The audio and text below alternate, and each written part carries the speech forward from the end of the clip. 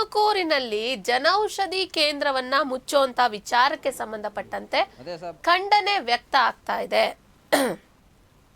ಜನೌಷಧಿ ಕೇಂದ್ರವನ್ನ ಮುಚ್ಚುವಂತಹ ಸರ್ಕಾರದ ಈ ಕ್ರಮ ಸರಿಯಲ್ಲ ಅಂತ ಆಕ್ರೋಶವನ್ನ ವ್ಯಕ್ತಪಡಿಸ್ತಾ ಇದ್ದಾರೆ ಸಾರ್ವಜನಿಕರು. ಆರೋಗ್ಯದ ವಿಚಾರದಲ್ಲಿ ರಾಜಕೀಯ ಮಾಡೋದು ಸರಿಯಲ್ಲ.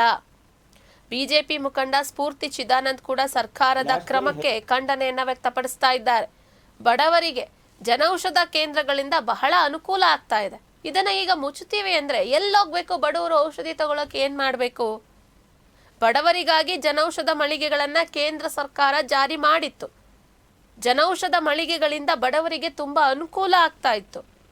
ದಯಮಾಡಿ ಈ ಒಂದು ಔಷಧಿಗಳ ವಿಚಾರದಲ್ಲಿ, ಜನೌಷಧ ಕೇಂದ್ರಗಳನ್ನ ಮುಚ್ಚುವಂತ ವಿಚಾರದಲ್ಲಿ ರಾಜಕಾರಣವನ್ನ ಮಾಡಬೇಡಿ ಅಂತ ಹೇಳಿ ಸರ್ಕಾರದ ವಿರುದ್ಧ ಬಿಜೆಪಿ ಮುಖಂಡ ಸ್ಫೂರ್ತಿ ಚಿದಾನಂದ್ ಮನವಿಯನ್ನ ಮಾಡ್ತಾ ಇದ್ದಾರೆ. ಜೊತೆಗೆ ಮತ್ತೊಂದು ಕಡೆ ಸಾರ್ವಜನಿಕರು ಕೂಡ ಸರ್ಕಾರದ ಈ ಕ್ರಮವನ್ನ ಒಪ್ಕೋತಾ ಇಲ್ಲ.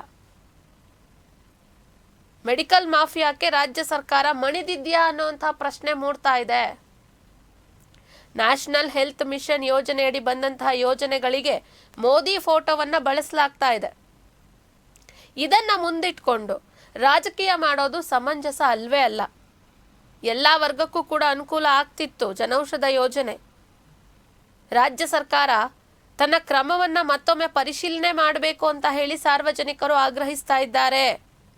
ಜನೌಷಧ ಕೇಂದ್ರಗಳನ್ನ ಮುಚ್ಚುವಂತಹ ಸರ್ಕಾರದ ಕ್ರಮದ ವಿರುದ್ಧ ಹೋರಾಟವನ್ನ ಮಾಡ್ತೇವೆ ಅಂತ ಹೇಳಿ ರಾಜ್ಯ ಸರ್ಕಾರಕ್ಕೆ ಬಿಜೆಪಿ ಮುಖಂಡ ಸ್ಫೂರ್ತಿ ಚಿದಾನಂದ್ ಎಚ್ಚರಿಕೆಯನ್ನ ಕೊಟ್ಟಿದ್ದಾರೆ. ಮತ್ತೊಂದು ಕಡೆ ಸಾರ್ವಜನಿಕರು ಬೇಡ, ಮುಚ್ಚಬೇಡಿ, ಜನೌಷಧ ಕೇಂದ್ರಗಳಿಂದ ನಮಗೆ ತುಂಬಾನೇ ಅನುಕೂಲ ಆಗ್ತಾ ಇದೆ, ಯಾಕೆ ನೀವು ಈ ರೀತಿಯಾದಂತ ನಿರ್ಧಾರವನ್ನ ತೆಗೆದುಕೊಂಡಿದ್ದೀರಾ ಅಂತ ಹೇಳಿ ಸಾರ್ವಜನಿಕರು ಸಹ ಪ್ರಶ್ನೆಯನ್ನ ಮಾಡ್ತಾ ಇದ್ದಾರೆ. ಆಯೋಗದ ಅಡಿ 60% ಅನುದಾನವನ್ನು ಕೇಂದ್ರ ಸರ್ಕಾರ ಕೊಡ್ತಾ ಇದೆ. ಈಗಾಗಲೇ 40% ಅನುದಾನವನ್ನು ರಾಜ್ಯ ಸರ್ಕಾರಗಳು ಕೊಡ್ತಾ ಇದ್ದಾವೆ. ಬಹುಶಃ ಶಿಕ್ಷಣ ಮತ್ತು ಆರೋಗ್ಯ ಕೇಂದ್ರ ಸರ್ಕಾರ ಮತ್ತು ರಾಜ್ಯ ಸರ್ಕಾರದ ಎರಡು ಕಣ್ಣುಗಳಿದ್ದಾಗೆ ಇದು ಮಹತ್ತರವಾದಂಥ ಜವಾಬ್ದಾರಿಯನ್ನು ಎರಡೂ ಸರ್ಕಾರಗಳನ್ನು ಮಾಡಬೇಕಾಗಿದೆ. ಯಾಕೆಂದರೆ ನಾವು ಕೊಡುವಂಥ ತೆರಿಗೆ ಹಣದಲ್ಲಿ ಮೊದಲನೇ ಆದ್ಯತೆಯನ್ನು ರಾಜ್ಯ ಸರ್ಕಾರ ಮತ್ತು ಕೇಂದ್ರ ಸರ್ಕಾರ ಆರೋಗ್ಯ ಮತ್ತು ಶಿಕ್ಷಣಕ್ಕೆ ಕೊಡಬೇಕು.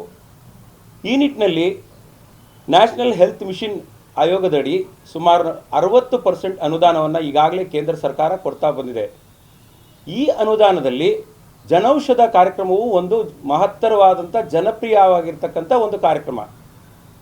ಈ ಕಾರ್ಯಕ್ರಮದ ಅಡಿಯಲ್ಲಿ ಏನು ಮಧ್ಯಮ ವರ್ಗದವ್ರಿಗಾಗಿರ್ಬೋದು, ಕಡು ಬಡವರಿಗಾಗಿರ್ಬೋದು, ತುಂಬ ಬಡತನದಲ್ಲ ಆಗಿರ್ಬೋದು, ಮತ್ತು ಎಲ್ಲ ಸಾರ್ವಜನಿಕರು ಕೂಡ 15% ಇವತ್ತೇನು ನಾವು ಹೊರಗಡೆ ತಗೊಳ್ತಾ ಇದ್ದೀವಿ, ಶುಗರ್ ಟ್ಯಾಬ್ಲೆಟ್ ಆಗಿರ್ಬೋದು, BP ಟ್ಯಾಬ್ಲೆಟ್ ಆಗಿರ್ಬೋದು, ಕಾರ್ಡಿಯಲ್ಗೆ ಸಂಬಂಧಪಟ್ಟಂಥ ಟ್ಯಾಬ್ಲೆಟ್ ಆಗಿರ್ಬೋದು, ಇವೆಲ್ಲ ರೇಟ್ ಕೇವಲ 20%ಗೆ ಜನೌಷಧ ಒಂದು ಏನು ಕಾಸ್ಟಿಂಗ್ ಪ್ರೈಸ್ಗಿಂತ ಅನುಗುಣವಾಗಿ ಆ ಕೇಂದ್ರ ಸರ್ಕಾರ ಅದಕ್ಕೆ ಸ್ಪೆಷಲ್ ಅನುದಾನವನ್ನು ಕೊಟ್ಟು ನ್ಯಾಷನಲ್ ಹೆಲ್ತ್ ಮಿಷನ್ನಲ್ಲಿ ಅಡಿಯಲ್ಲಿ ಕೊಟ್ಟು ಮಾಡ್ಕೊಂಡು ಬರ್ತಾ ಇತ್ತು.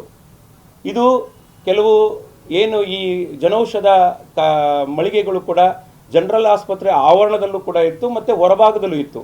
ಸುಮಾರು ಸಾವಿರಾರು ಅಂಗಡಿಗಳು ಈಗಾಗಲೇ ನಮ್ಮ ರಾಜ್ಯದಲ್ಲಿ ಕೆಲಸ ಮಾಡ್ಕೊಂಡು ಬರ್ತಾ ಇದೆ. ಈ ಒಂದು ನಿಟ್ಟಿನಲ್ಲಿ ಈಗ ರಾಜ್ಯ ಸರ್ಕಾರವೂ ಕೂಡ ಕೆಲವು ಔಷಧಿಗಳನ್ನು ಉಚಿತವಾಗಿ ಕೊಡ್ತಾ ಇದೆ. ಅದನ್ನು ನಾನು ಕೊಡ್ತಾ ಇಲ್ಲ ಅಂತ ನಾನು ಹೇಳ್ತಾ ಇಲ್ಲ, ಆದರೆ ಕೇಳಿದ್ದೆಲ್ಲ ಕೊಡೋಕ್ಕಾಗ್ತಾ ಇಲ್ಲ. ಶುಗರ್ ಒಂದೇ ಕಾಯಿಲೆಯಲ್ಲಿ 16 ಬಗೆಯ ಶುಗರ್ ಕಾಯಿಲೆಗಳಿದ್ದಾವೆ ಮತ್ತು ಅವರವರ ರೇಷೋ, ಯಾಕೆಂದರೆ 500ಕ್ಕೂ ಹೋಗುವಂಥ ಇದಿರುತ್ತೆ ಶುಗರ್ ಲೆವೆಲ್ಲು, ಮತ್ತು 140 ಆವ್ರೇಜ್ಗಿಂತ ಜಾಸ್ತಿ ಹೋಗುವಂಥ, ಅದಕ್ಕೆ ವಿಭಿನ್ನವಾದಂಥ ಮಾತ್ರೆಗಳು ಬೇಕಾಗತ್ತೆ. ಈ ಜನರಲ್ ಆಸ್ಪತ್ರೆಯಲ್ಲಿ ಏನಾಗುತ್ತೆ ಅಂದರೆ ಯಾವುದೋ ಒಂದು 2 ಬ್ರ್ಯಾಂಡ್ ಇಟ್ಟಿರ್ತಾರೆ, ಆ ಮಾತ್ರ ಆಗುತ್ತೆ. ಅವ್ರು ಏನಾದರೂ ಅದು ಸಿಗಲಿಲ್ಲ ಅಂದರೆ ಅದು ಅವರಿಗೆ ಕಾಯಿಲೆ ಗುಣಪಡಿಸೋಕ್ಕಾಗಲ್ಲ. ಅಂತಹ ಆ ಒಂದು ಟೈಮ್ನಲ್ಲಿ ಈ ಜನೌಷಧಕ್ಕೆ ಜನ ಮೊರೆ ಹೋಗಿದ್ರು. ಈಗಾಗಲೇ ಅದರ ಉಪಯೋಗ ಸಾಕಷ್ಟು ಪಡಿಸ್ಕೊಂಡಿದ್ರು. ಈಗ ಯಾವುದೇ ರೀತಿ ಸಾರ್ವಜನಿಕರಿಗಾಗಲಿ ಬಡವರಾಗಲಿ ಮತ್ತು ಆ ಒಂದು ಉಪಯೋಗ ಪಡೆದಂಥವರು ನಮಗೇನು ಇದು ಬೇಡ ಅಂತ ಹೇಳ್ತಿಲ್ಲ.